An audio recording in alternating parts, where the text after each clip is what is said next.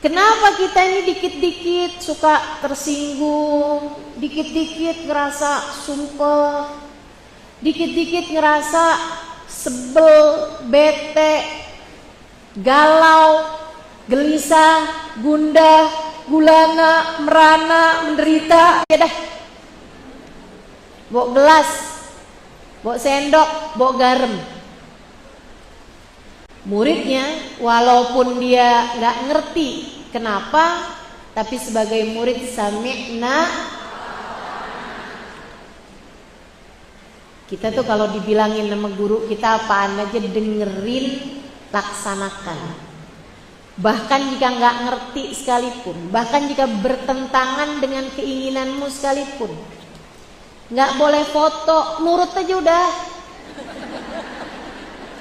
Jangan pelan-pelan. Foto juga. Pas ditegur sama sebelahnya, nggak boleh foto loh. Kan tadi katanya dilarang keras. Saya kan pelan-pelan. Ada aja. Ikut aja walaupun nggak sesuai sama keinginanmu. Saya foto bukan buat diupload kok, buat bisa ngebayangin muka ustazah. Kalau lagi dengerin online, nggak apa-apa, diinget di hati aja, disimpan di hati aja. Kalau kamu simpen di memori HP,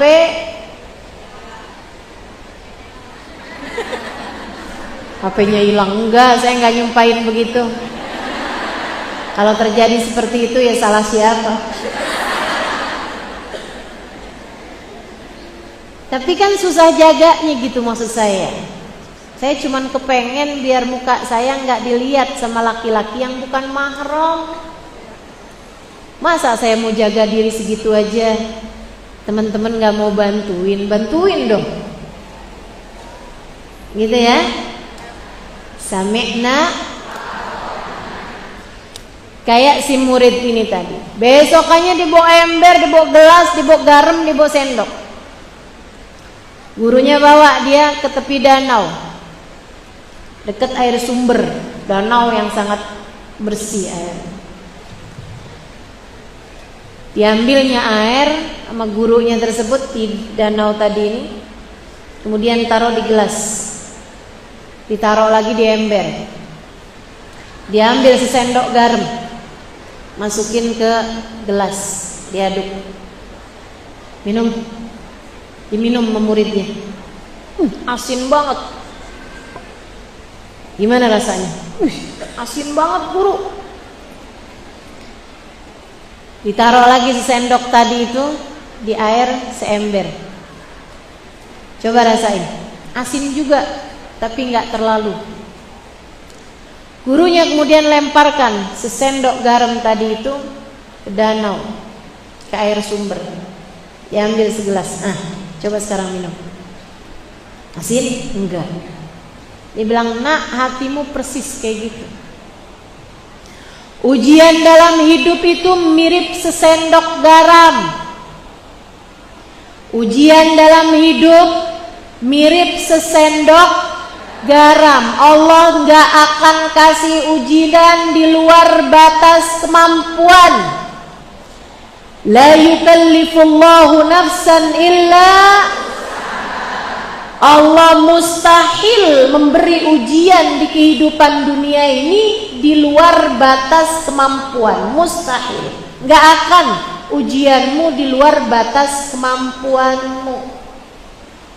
Semuanya sama-sama sesendok garam. Sama. Ujian saya, ujian kamu nih sama semuanya nih. Kurang lebih deh sesendok garam. Semakin tinggi memang semakin tinggi ujiannya. Tapi tingginya itu adalah tinggi di tingkat nilainya di sisi Allah. Bukan tinggi secara jabatan duniawi, bukan. Tinggi di sisi Allah. Kata Nabi Muhammad, al-bala muwakkalun bil anbiya tsummal awliya tsummal adna fal adna. Ujian kehidupan tuh paling besar datang kepada para nabi karena tinggi nilai mereka di sisi Allah. tsummal aulia, kemudian para wali, tsummal adna fal adna, kemudian lebih turunnya lagi, lebih turunnya lagi. Artinya sesuai dengan nilaimu di sisi Allah, segitu pula lah nilai ujianmu. Mustahil di luar batas kemampuanmu. Sesendok garam. Hanya saja kalau kenanya ke air gelas, rasa asinnya terasa. Ujiannya sesendok garam. Kalau kenanya di hati yang sempit seukuran gelas, asinnya terasa. Sebelah ngundang hajatan, dia nggak diundang. Rasanya kayak kiamat. Sekedar WhatsApp nggak dibales, ya Allah, dunia runtuh.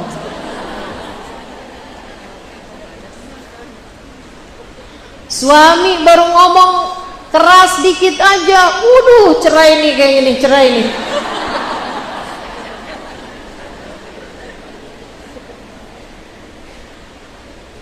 Anak sekolah nggak naik kelas, rasanya kepengen dibom sekolahnya.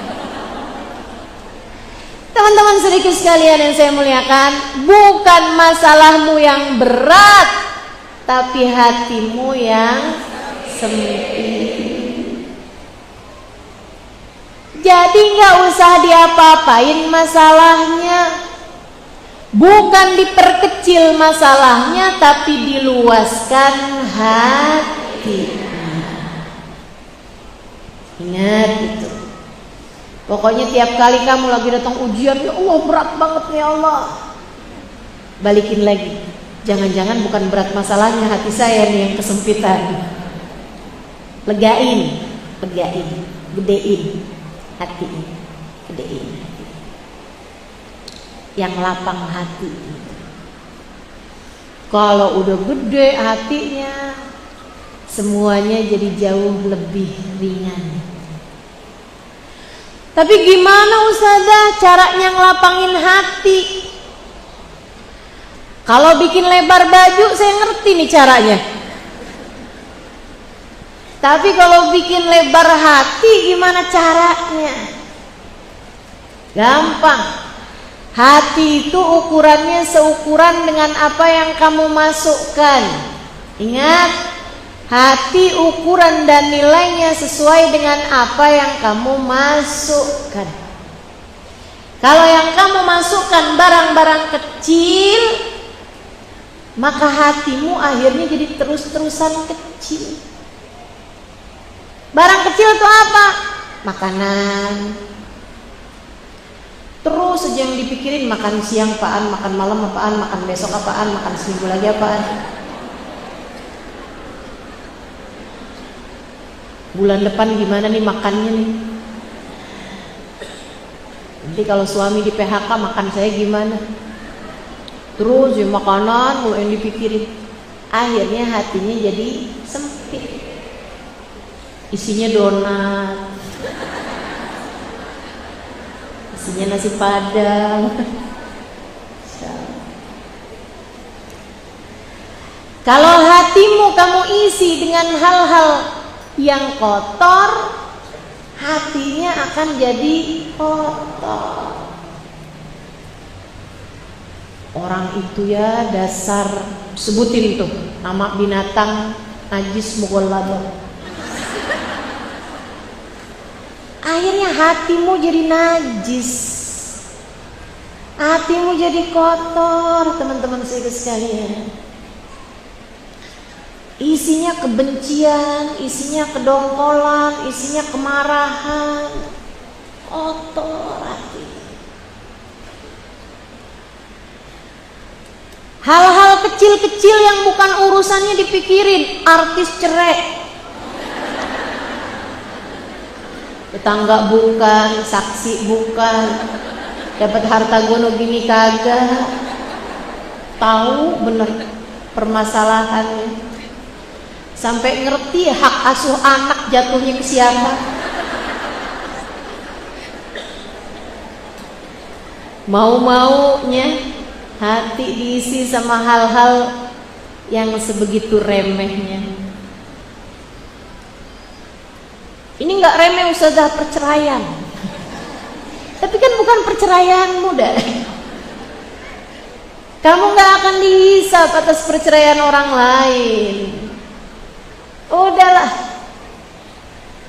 Saudaraku sekalian yang saya muliakan, tuh hal-hal kecil tuh.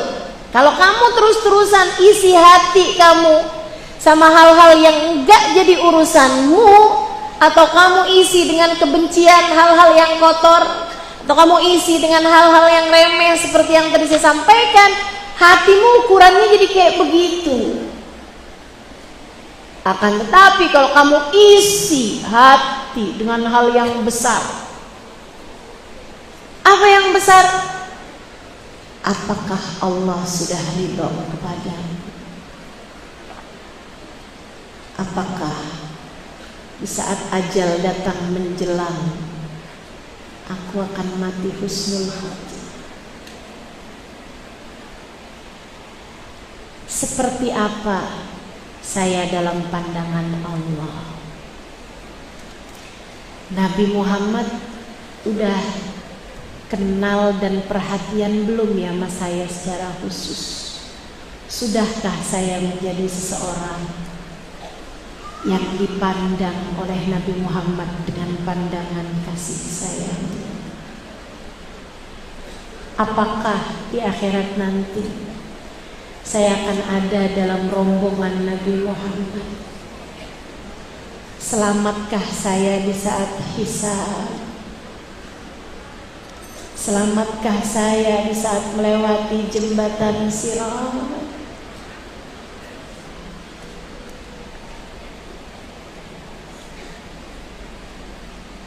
Jika hal-hal yang semacam ini ada dalam hatimu, maka hatimu lama-lama akan menjadi luas.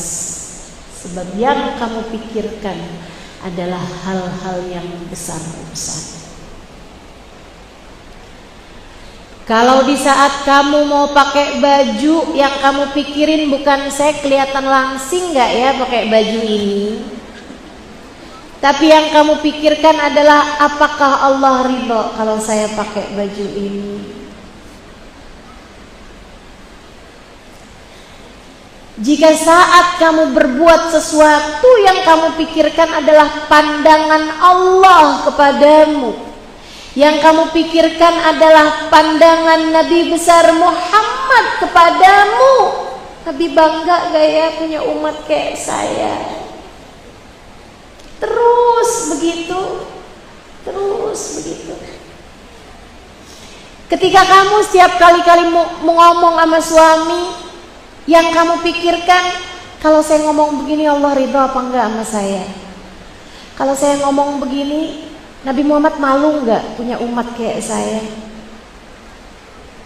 Setiap kali kamu melakukan apapun yang jadi landasannya adalah Allah dan Rasulnya, hatimu akan menjadi luas. Sebab orang saat mengingat Allah, Allah akan bersamanya. Demikian pula dengan Nabi kita Muhammad.